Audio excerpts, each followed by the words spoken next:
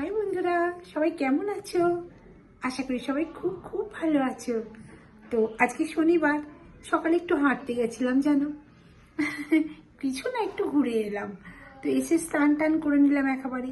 করে নিয়ে এবার ভাবছি ব্রেকফাস্টও হয়ে গেছে, সবাই ব্রেকফাস্টে ধোসা আনিয়ে খাচ্ছে, তো আমিও একটু ধোসা খাবো। তারপরে লাঞ্চে কি করব, মাছ আনতে গেছিলো জানো, মাছ পাইনি। তো ডিম সিদ্ধ করেছিলাম ব্রেকফাস্টে, সবাই বলছে ডিম সিদ্ধটা খাবো না। তো 4টে ডিম কি নষ্ট হবে? সিদ্ধ করা হয়ে গেছে। চলো কি বানাই, তোমাদের সাথে থাকো, দেখতে থাকো আমি আজকে লাঞ্চের জন্য কি মেনু বানাই। ডিমের 4টে ডিম সিদ্ধ বসিয়েছিলাম ব্রেকফাস্টের জন্য। তো সকলে বলছে, মানে বাড়ির সবাই বলছে আজকে আর আমরা ডিম খাবো না ব্রেকফাস্টে। তো ব্রেকফাস্টে ডিম খাবে না, তাহলে কি করব? চলো, সিদ্ধ তো হয়ে গেছে, কারি বানিয়ে দিই। ডিম সিদ্ধ করে খোলাটা ছাড়াতে গেলে আমার সব সময় ডিমের ছাল শুদ্ধ উঠে আসে, কুসুম দেখা যায়। কিন্তু আজকে ঠিক করেছি সুন্দর করে ডিমের খোলাটা ছাড়িয়ে কুসুম শুদ্ধ রেখে দেব। তো সেই মতো আস্তে আস্তে, খুব আস্তে আস্তে ছাড়াচ্ছি। চলো ডিমগুলো ছাড়িয়ে নিই। ছোটো ছোটো করে একটু আলু কেটে নিয়েছিলাম, ডিম আর আলু একসাথে নিয়ে লবণ আর হলুদ মাখিয়ে নিলাম। এবার চলো ভাজবো। কড়াই গরম হতে একটু তেল দিলাম, বেশি তেল দেবো না, আর এই তেলটাতে রান্নাও করব না, শুধু ওই ডিমটা আর আলুটা ভাজবো। আলুর টুকরোগুলো তারপরে ভেজে নিলাম, লবণ আর হলুদ মাখিয়ে রেখেছিলাম, সেগুলো বেশ কড়া করে ভেজে নিলাম। আলুটা ভাজতে ভাজতে মনে হলো যে যখনই ডিমের কারি বানাই সে আলু, আদা, পেঁয়াজ, রসুন দিয়ে লাল লাল ডিমের কারি ভালো লাগে না।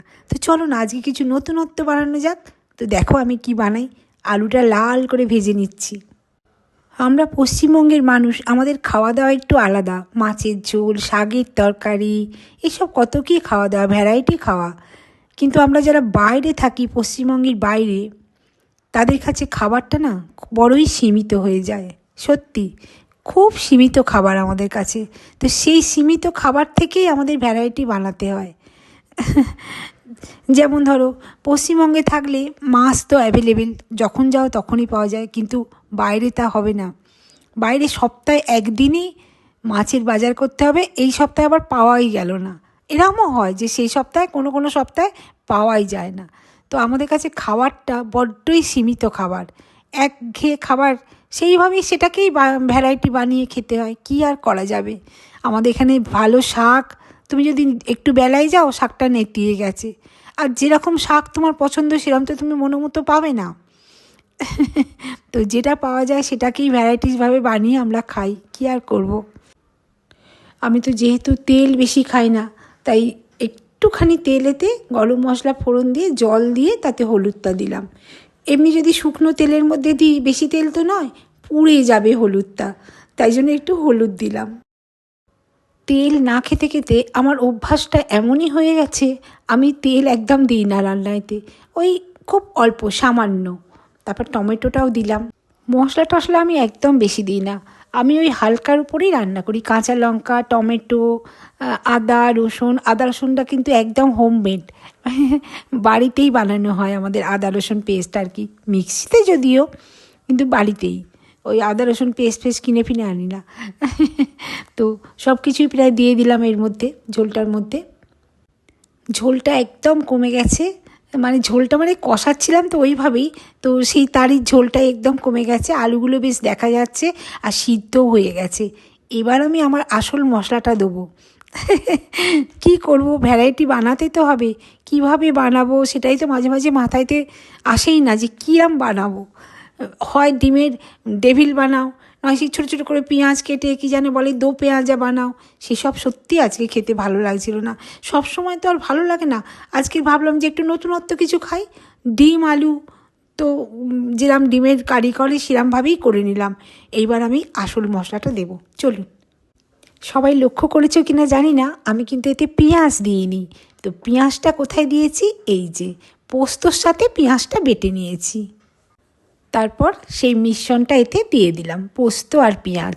আসলে পেঁয়াজটা ভীষণ অল্প দিয়েছি, মানে হাফ পেঁয়াজ দিয়েছি আর একটা ছোটো ছোটো পেঁয়াজ, হাফ আর একটা, এরকমভাবে বেটে নিয়েছি পোস্তর সাথে মিক্সিতে।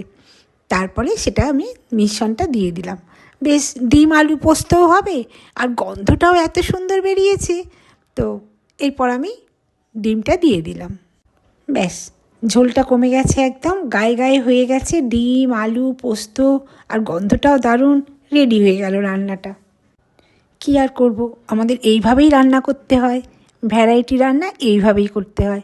তার উপর আবার সেটাও খেয়াল রাখতে হয় যেন শরীর যেন খারাপ না হয়ে যায়।